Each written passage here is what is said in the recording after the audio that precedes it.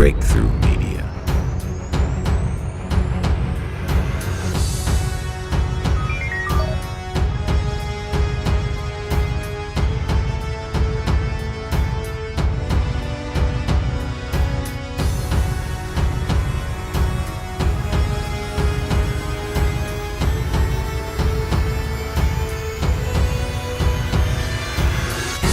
Ravi, Zacharias and Vince Vitale have written a brand new book. It's called Jesus Among Secular Gods, subtitled The Countercultural Claims of Christ. It is a book that is relevant and current and will help you interpret and understand today's headlines. Would you please welcome to Eastside Church here in Atlanta, and this studio audience, would you welcome Vince and Ravi to this important program.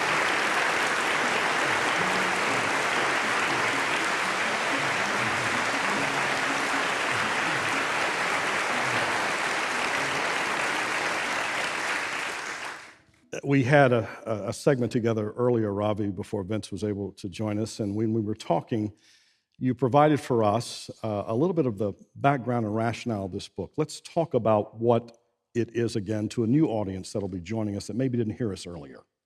The book, in all fairness, John, the idea really came to us from one of the senior editors at a publishing house, one of the biggest publishing houses in the world. He has done a lot of my books. He used to be with The Word and then with Integrity Publishing and so on. He's a thinker, solid thinker. And he had done my book, Can Man Live Without God? And also The Shattered Visage, The Real Face of Atheism, Deliver Us from Evil, and some of those, and also Jesus Among Other Gods.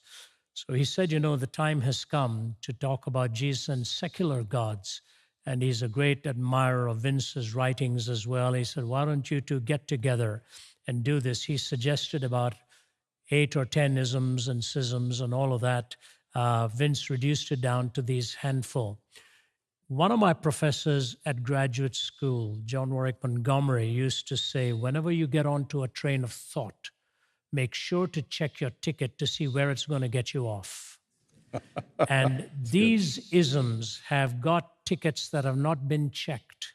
The logical outworking of these is systemic contradiction.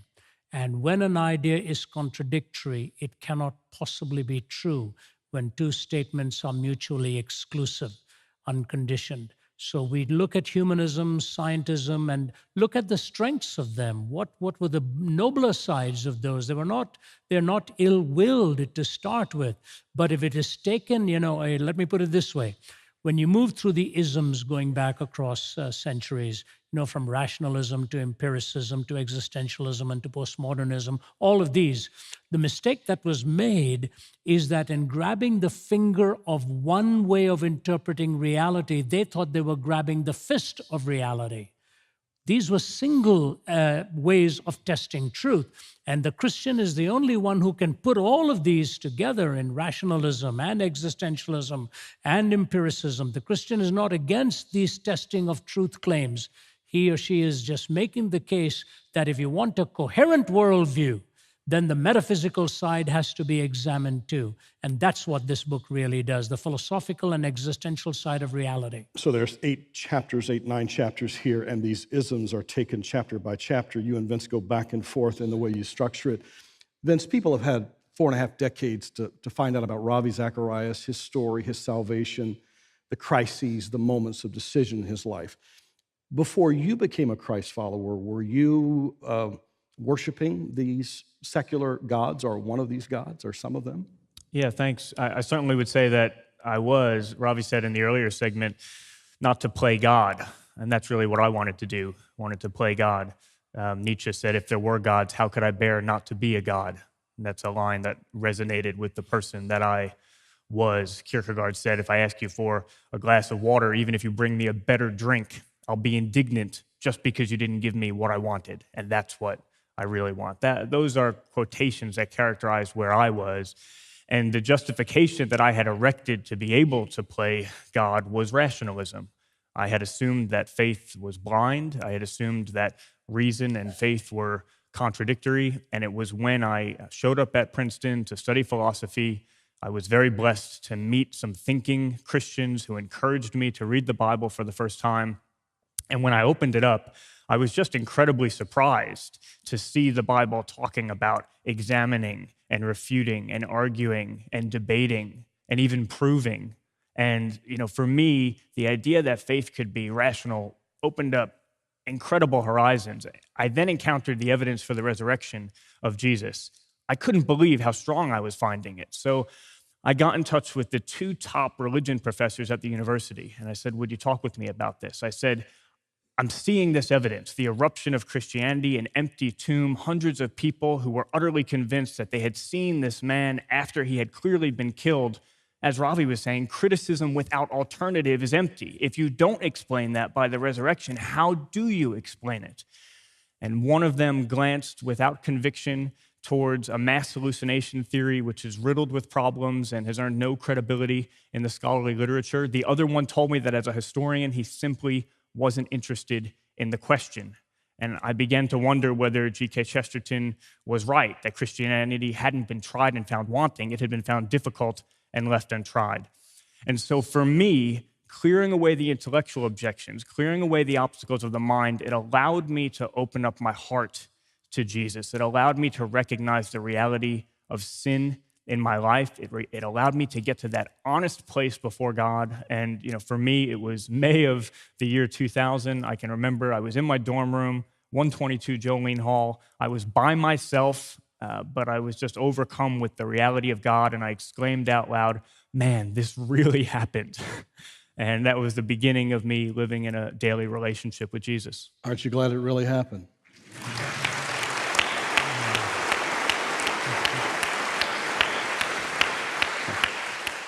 So Ravi, Vince sent me this, and you guys can figure out who wants to answer it, but I learned from your organization in preparing for the interview that Oxford English Dictionary made post-truth, hyphenated, post-truth, their word of the year. I'm going to read that again. Oxford English Dictionary made post-truth their word of the year.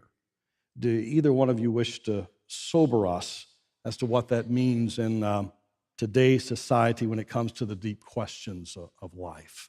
Sure. Well, I can get us started, and Ravi can give a deeper answer if he likes to. Yeah, Ravi, just try to stay up with us if you don't mind. Yeah, this was fascinating. We had already submitted the manuscript, and this is part of what Ravi spoke of in the earlier segment, the way this book seems to be getting more timely. After we had submitted the manuscript, The Economist wrote an article about us living in the post-truth society, and then Oxford English Dictionary made post-truth their word of the year for 2016. And I think what is that all about? I think there's a number of different things going on here, but here's one of them. I think we're being pushed into a cultural ultimatum between love and truth. You can only choose one or the other. Either you're on the side of truth or you're on the side of love.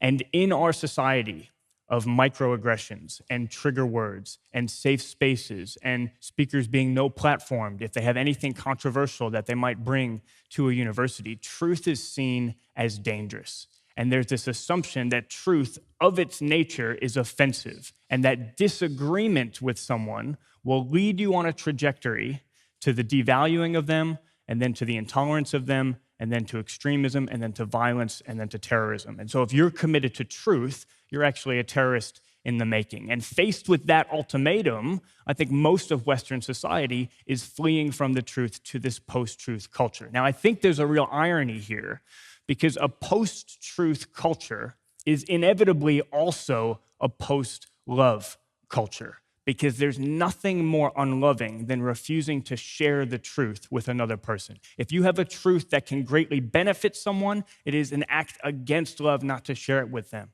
Even if you have a difficult truth. I have a friend whose father has been unfaithful. He's just found out for many years.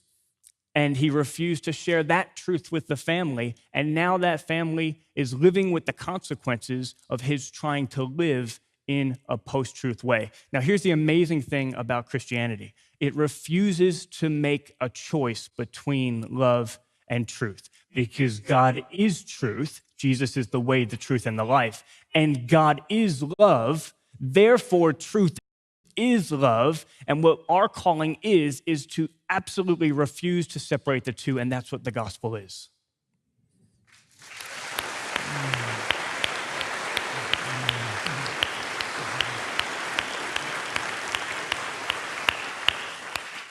So maybe you ought to hire this guy. I'm just thinking, just saying.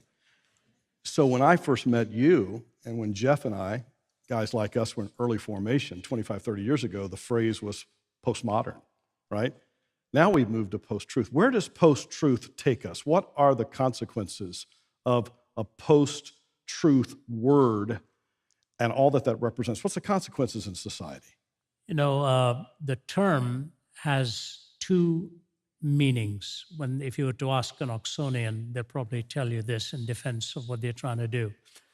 The hard meaning they want to have is really that there are no absolutes. There's no such thing as truth.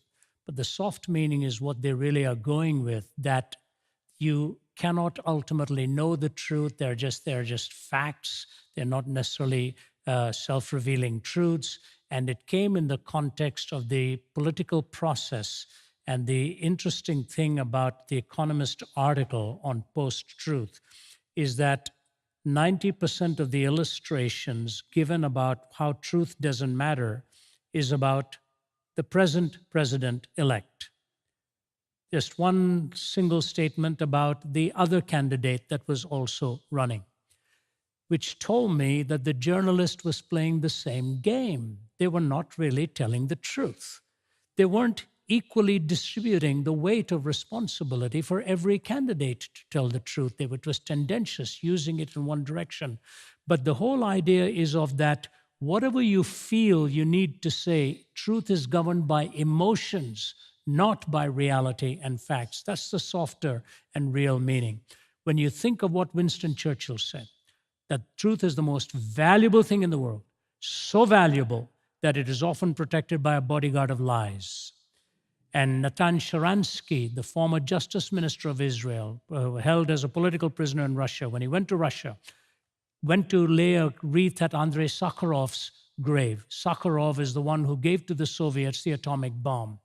And Sharansky, after he laid the wreath, following his few minutes in the prison where they had kept him in solitary confinement, and he told his wife, "This is where I really found myself." He goes and lays the wreath, comes out, and a battery of microphones waiting for him. Here's what he said.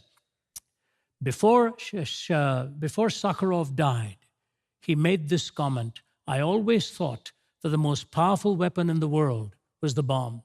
He said, "I've changed my mind. The most powerful weapon in the world is the truth." So if truth is the most powerful weapon and the most valuable thing, and we are living in this society without the most powerful weapon and without the most valuable thing, we go to alternative weapons and to a terrain of lies. We are lied to by the media. As what Muggeridge said, the lie is stuck like a fishbone in the throat of the microphone. And it used to be that the Soviets were charged with that. Pravda means truth, izvestia means news. And they used to say there's no pravda in izvestia and no izvestia in pravda. There's no truth in the news and no news in the truth. We're now living with that kind of the tendentious use of knowledge by the media today, leading us into where they want us to go. By fabricating stories, they can destroy people. And so a generation that doesn't believe in the truth, why they're going to believe in the absolute revelation of Jesus Christ. And yet, Pilate stood in front of him and did the same thing. He said, "What is truth?" and walked away, never waited for the answer. When you find truth embodied, it is greater than merely a proposition. Truth is primarily the property of propositions, and all truth converged in the incarnation in the person of Jesus Christ, so that he is the truth, and everything he said was the truth. And he said, "They that are on the side of truth, listen to me." In not listening to him, this generation has concluded there is no such thing as truth. That's where it's going. Vince, in an earlier time I had with Ravi, he talked about your writing about scientism as one of the isms listed here, 7 or 8 that you have. Acquaint us with scientism as it is a god of this world. Sure. Well, scientism is the idea that as science continues to explain things, we no longer have any need for God as an explanation. And last weekend, I was actually on a debate show, a BBC debate show called The Big Questions. And underlying the whole discussion on that show was this assumption that science disproves God. And if you could have seen me, I was just bouncing up and down on the edge of my seat, trying to get the moderator's attention to let me in to say something, because I think that is such a grave misconception. This is what I would have said if they had come to me. When you think about science and God, arguably the two most significant scientific discoveries in all of cosmology in the last 100 years point strongly to God. One, that the universe has a beginning. And if it has a beginning, then there had to be something that got it started, that gave it that beginning. And that sounds very familiar to a Christian. In the beginning, God created the heavens and the earth. And there were great scientists at the time who resisted believing that the universe had a beginning precisely because they didn't like how well it cohered with the Christian faith. Then a second discovery, that the universe is incredibly finely tuned for the existence of life. The probability that we could have gotten life just by randomness in this universe, not just on our planet, not just life as we know it, but any form of life anywhere in the universe, is utterly, utterly minuscule. One scientist, and this is not just theist scientists, it's atheists alike who claim this, one scientist puts the probability at 1 part in 10, raised to the power of 10, raised to the power of 123. If we were to write out that as a percentage, there would be more zeros than there are particles in the universe. That's the sort of probability we're talking about just by randomness. But if you have a God who is powerful, who is intelligent, who is creative, who is loving, then it makes perfect sense that we would have a universe that would be designed in this way. Let me just add one further thought on this. The regularity of the universe. The fact that the universe does proceed in patterns, in ways that are regular and scientifically explainable. There's no explanation for that if you take God out of the picture. Why would a random universe produce the sort of regularity that we could look at scientifically? However, you have an explanation of that if you have a God who desired relationship with people, who desired to create people into a stable environment where they could find meaning. Einstein said the most incomprehensible thing about the universe is its comprehensibility. And so people often say, I have friends, and we always try to think of someone to have in mind, but I have friends who say, I couldn't be a Christian because I'm a scientist. Not only do I think that science doesn't disprove God, but I actually think that only God proves science.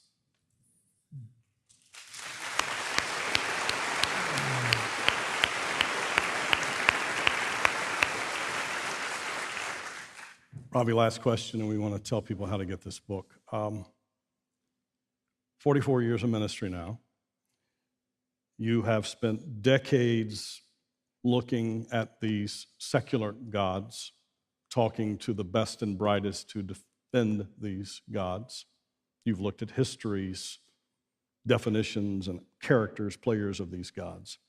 At the end of the day, why do you still believe Jesus Christ is the right choice? My whole life is spent in answering that question, John, and I'd like Vince to take a shot at it too. We have a little time here. When you ask questions of life, the questions have to be justifiable. The questions have to be justifiable. I believe most of the skeptics' questions are not even justified in their worldview. Morality, meaning, hope, relationship, all of these issues that come up. Why does it even matter if we're the random collocation of atoms and a blip on the radar screen of time? Our hearts long, they long for meaning. It is the ultimate pursuit. That's why university students are crowding these open forums wherever we go. They've tried it with hedonism, they've lived it out, they've emptied themselves, they've done all of the exploits they want to, and they come away emptier than before. Only in Christ do you find the perpetual novelty. And so I believe in the four foundations of living: eternity, morality, accountability, charity, existence, essence, conscience, beneficence.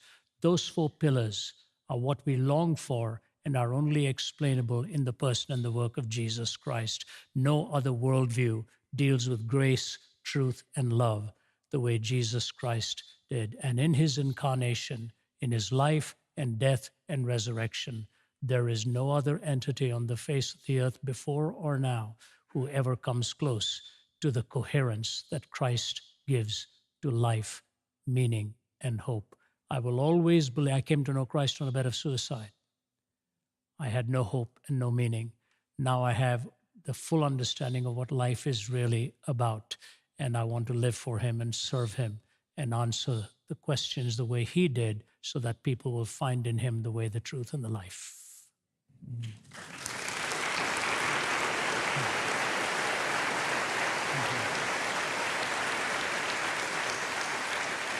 Well, I certainly can't put it any better than that, Ravi. But I think, personally, I would just say I've lived with Jesus. That's my primary answer to that question. Someone once said you can choose a coat in two different ways. You can get your ruler out and you can look at all the measurements, or you can pick the coat up and you can try it on. And I think both are important. For me, part of getting to my heart initially was looking at some of the measurements and the philosophy and the science and the history and clearing away some of those intellectual objections. But ultimately, it's been actually clothing oneself with Christ and living in the context of that relationship. And I know what was in my heart before I became a Christian. I know that without Christ, I would very likely be an unfaithful friend, an unfaithful husband, headed for a destroyed marriage. The life and the fruitfulness that I have seen in relationships living with Christ has been remarkable and completely different. One of the people who I most recently saw come to faith, he had done the measurements, but he knew it was time to actually step into a relationship. He prayed to entrust his life to Jesus Christ, and I will always remember these words. The very first words out of his mouth as a newborn Christian were, "I've always felt like I had to wear a mask, but now this is the first time in my life that I can take off that mask and be truly myself and fully alive." And there is no ism or theory that can do that. Only Jesus can do that.